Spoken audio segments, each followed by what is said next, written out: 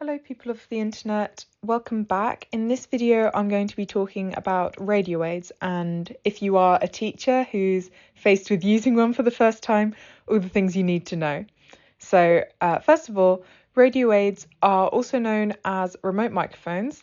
They are a powerful tool to support deaf and hard of hearing students in mainstream classrooms or in schools for the deaf. In this guide we'll explain how they work, why they matter, and how you can use them effectively as a teacher. So, firstly, what is a radio aid? A radio aid is a type of assistive listening technology. So, the teacher wears a small microphone and their voice is transmitted wirelessly to the student's hearing device, which helps improve their sound quality and focus. Why radio aids are important. So, in busy classrooms, students with hearing loss can struggle to pick out speech from background noise. Radio aids allow them to hear the teacher more clearly, improving understanding and participation.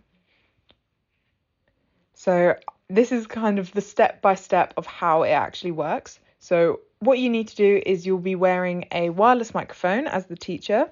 Your voice will go into the microphone and that will usually wirelessly transmit to the student's device.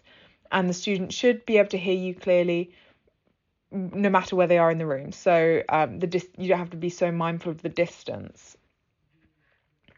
The benefits to the classroom are that they will help to enhance the comprehension and focus of a deaf or hard of hearing student who uses hearing devices, and they'll help reduce the level of fatigue and listening effort, and it really helps just reduce the mental strain of trying to follow speech and noise, and it really helps students stay more engaged, confident, and feel included, and just promotes the equal access to teaching. You know, deaf children have the same right to an education as every other student, so it's really best practice.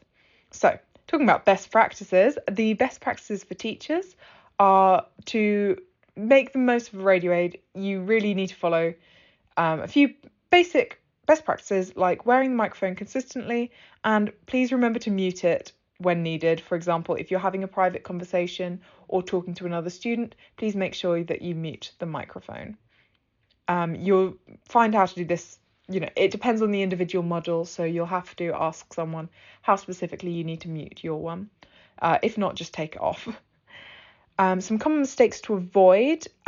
Please ensure that the microphone is worn correctly and try and make sure the students feel comfortable reminding you when something isn't working. So some students might be a bit quiet and not really want to say or not feel like they're drawing attention to themselves, but please try and encourage them as much as possible, and just try your best. Make sure the microphone's switched on, and try not to cover it up with anything. Make sure you don't have like lanyards or something banging against it, because that could be quite uncomfortable. Also, you don't need to scream into the radio aid, just speak at a normal volume. So that's everything for this video.